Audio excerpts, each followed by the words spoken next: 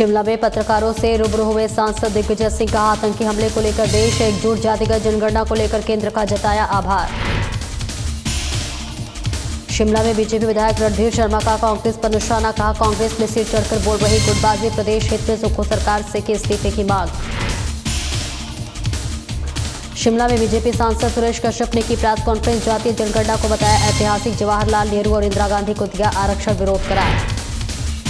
हिमाचल निर्माता डॉक्टर यशवंत सिंह परमार की पुण्यतिथि, सोलन में परमार को भावभीनी श्रद्धांजलि की गई, अर्पित महापौर उषा शर्मा ने किया नमन। और सिंगरौर के पहाड़ी इलाकों में सुबह से हो रही बारिश, राष्ट्रीय राजमार्ग 707 पर भूस्खलन होने से मार्ग पूरी तरह से बंद, दोनों तरफ गाड़ियों की लगी लंबी कतारें।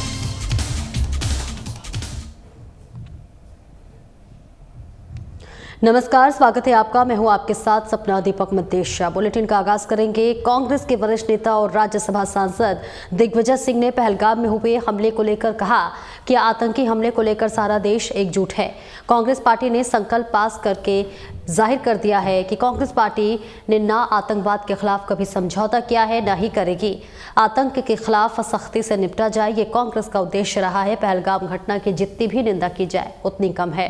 वही जातिगत जनगणना को लेकर पूछे गए सवाल के जवाब में दिग्विजय सिंह ने कहा कि राहुल गांधी ने सदन में जिस दृढ़ता के साथ जातीय जनगणना के मसले को उठाया, उसके दबाव में आकर सरकार को जातीय जनगणना का फैसला लेना पड़ा।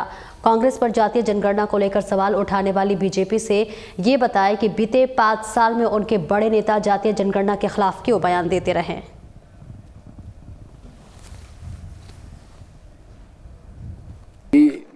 चेयरमैन राज्यसभा के डायरेक्शंस हैं कि जो भी चर्चा कमेटी के अंदर हो, वो जब तक हमारा प्रतिवेदन संसद में पेश न हो तब तक हम आपसे ये बातें शेयर नहीं कर सकते। तो इसलिए मेरी मजबूरी है। बाकी अगर आप कुछ पूछना चाहते तो पूछ लीजिए। जातिगत जनगणना की जो केंद्र ने फैसला लिया है, उस पर आप क्या समझते सर? कांग्रेस भी लंबे समय ऐसी डिमांड कर रही थी। हाँ, देर से आए दुरुस्त आए। सर, ये क्या सही वक्त है सर? ये एक पूरा देश चाह रहा था कि पाकिस्तान पर बड़ा हमला हो, बिहार के चुनाव भी है, क्या इन दोनों बातों को जोड़कर? अब देखिए, ये बात ऐसा है कि जो पहलगाम में हुआ वो वाकई में उसकी जितनी निंदा की जाए उतना कम होगा। और आज पूरा देश आतंकवादी गतिविधियों से लड़ने के लिए एक हो चुका है। और मैं कांग्रेस पार्टी की तरफ से भी जो हमारा रिजोल्यूशन हुआ है इस घटना के बाद, वो इस बात को साबित करता है कि आतंकवाद से कांग्रेस पार्टी ने न कभी समझौता किया है, न करेगा। और आतंकवादियों से सख्ती से निपटा जाए, ये हमेशा से कांग्रेस पार्टी का उद्देश्य रहा है। देखिए, बात यह है, भाजपा को जो कहना कहें, लेकिन यदि आप पिछले 5 साल में भारतीय जनता पार्टी के प्रधानमंत्री जी से लेकर आपके माननीय अध्यक्ष जी भाजपा के और जितने भी बड़े नेता हैं, सबने जातिगत जनगणना का खुलकर विरोध किया है। और अब अगर सद्बुद्धि उनमें आई है, उसे हम हार्दिक रूप से स्वागत करते हैं। हिमाचल कांग्रेस प्रदेश अध्यक्ष प्रतिभा सिंह की मौजूदगी में गुरुवार को बिलासपुर में पार्टी कार्यकर्ता आपस में भिड़ गए। प्रतिभा सिंह के सामने कार्यकर्ताओं में तीखी नोकझोंक हुई। इस दौरान एक दूसरे के खिलाफ मुर्दाबाद के नारे लगाए। ऐसे में अब कांग्रेस पार्टी और सरकार बीजेपी के निशाने पर आ गई है। बीजेपी ने आरोप लगाया है कि कांग्रेस की सुक्खू सरकार से कांग्रेस कार्यकर्ता सहित हर वर्ग नाखुश हैं। ऐसे में पार्टी अध्यक्ष और मुख्यमंत्री को इस्तीफा दे देना चाहिए। वहीं बीजेपी विधायक और प्रवक्ता रणधीर शर्मा ने कहा कि बिलासपुर में संविधान बचाओ कार्यक्रम में प्रतिभा सिंह के सामने कार्यकर्ताओं ने सरकार और कांग्रेस की कार्यप्रणाली पर प्रश्न चिन्ह लगाए हैं। इससे कांग्रेस की दुर्दशा जाहिर हो गई है। रणधीर ने कहा कि कांग्रेस के कार्यकर्ताओं ने पार्टी अध्यक्ष के सामने कहा है कि विकास कार्यों के लिए पैसा नहीं है, ठेकेदारों की पेमेंट के लिए पैसे नहीं है, लेकिन ओएसडी एडवाइजरों पर पैसा लुटाने के लिए है। की सरकार मित्रों को ओएसडी चेयरमैन एडवाइजर्स बनाकर लाखों लुटाए जा रहे हैं, करोड़ों लुटाए जा रहे हैं। उन आरोपों पर भी कांग्रेस के कार्यकर्ताओं ने सहमति दर्ज की है। हम जो बार बार कहते आए कि मुख्यमंत्री बजट ना होने का रोना तो रोते हैं, आर्थिक स्थिति कमजोर होने की दुहाई तो देते हैं, परंतु लगातार फिजूल खर्ची को बढ़ावा देते हैं। अपनी और अपनी पार्टी के कार्यकर्ताओं पर जो चुनिंदा उनके मित्र हैं, उनको चाहे सीपीएस बनाकर उनको बचाए रखने की बात हो, चाहे कुछ मित्रों को ओएसडी एडवाइजर चेयरमैन बनाकर उन पर करोड़ों लौटाने की बात हो, ऐसी फिजूल खर्ची को तो बढ़ावा दे रहे हैं।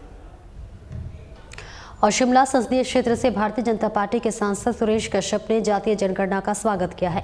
शिमला में प्रेस वार्ता के दौरान कश्यप ने कहा है कि ये एक ऐतिहासिक फैसला है, इससे हर बार का सामाजिक और आर्थिक उत्थान होगा। वहीं कांग्रेस ने लंबे वक्त से सिर्फ जनता को छलने का काम किया है।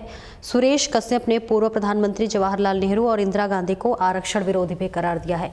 वहीं सांसद ने कहा कि कांग्रेस ने 70 साल तक राज करने के बावजूद जातीय जनगणना नहीं करवाई। कांग्रेस सिर्फ राजनीतिक फायदे के लिए ऐसी बात करती रही है। राहुल गांधी जातीय जनगणना को लेकर बड़ी बड़ी बातें तो करते थे, लेकिन वास्तव में कांग्रेस के नेता आरक्षण विरोधी हैं। साथ ही कश्यप ने कहा कि कांग्रेस के नेता तो देश में आरक्षण समाप्त करने की मंशा रखते हैं। जनगणना को लेकर कांग्रेस के नेता और बहुत सारे दूसरे राजनीतिक दल और विशेष रूप से राहुल गांधी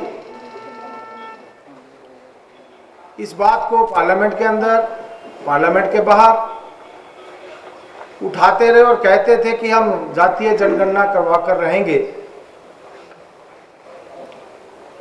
कल माननीय मोदी जी की जो कैबिनेट कमेटी हुई, उसने ये निर्णय लिया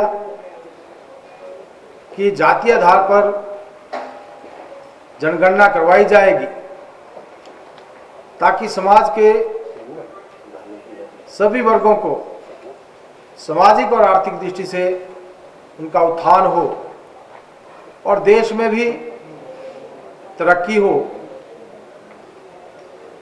मैं कहना चाहता हूं कि कांग्रेस पार्टी के नेता, इंडी गठबंधन के नेता, अनेकों राजनीतिक दल के नेता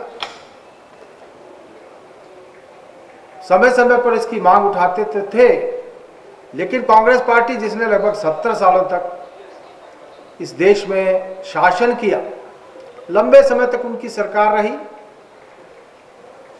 कभी उन्होंने जातीय जनगणना नहीं करवाई।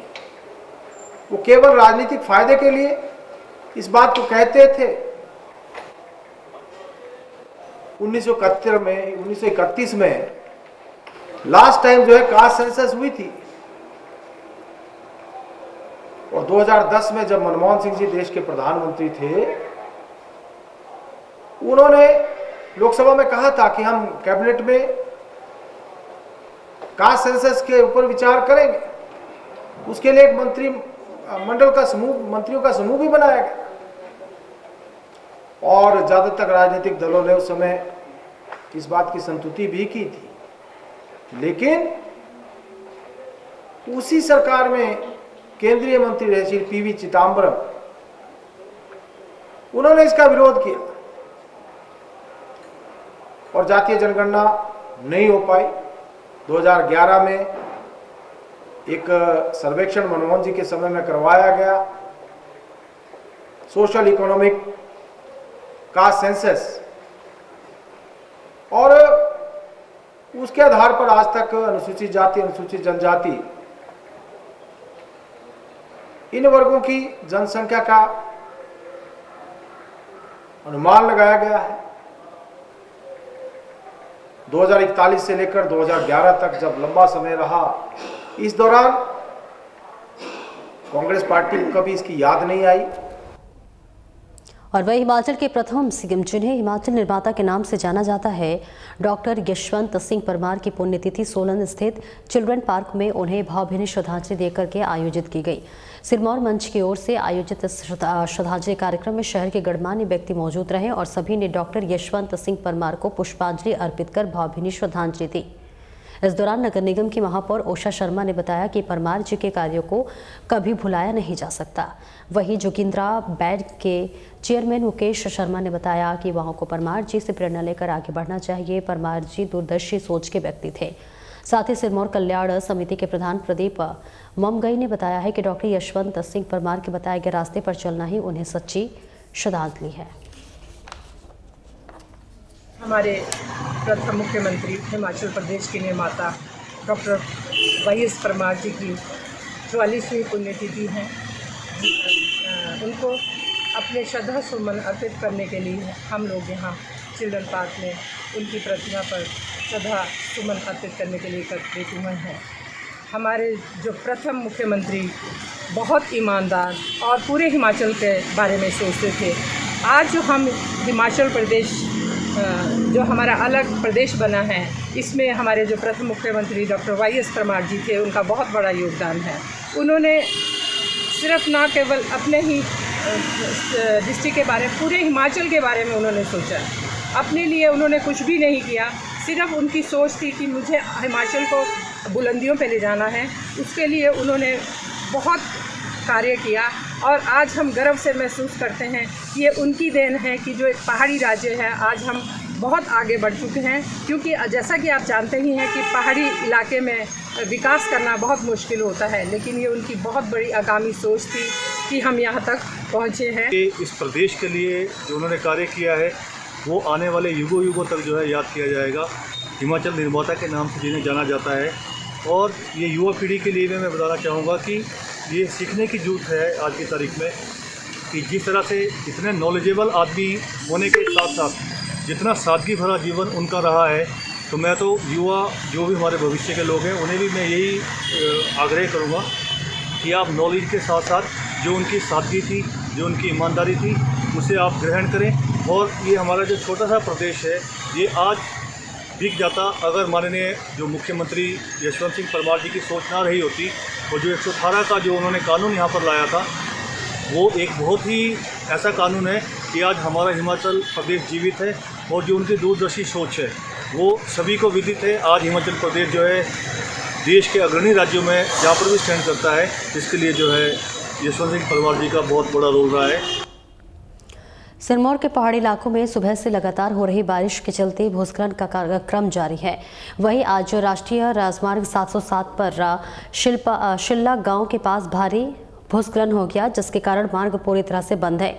दोनों तरफ गाड़ियों की लंबी लंबी कतारें लग गई हैं। कई दर्जनों वाहन जाम में फंसे हुए हैं।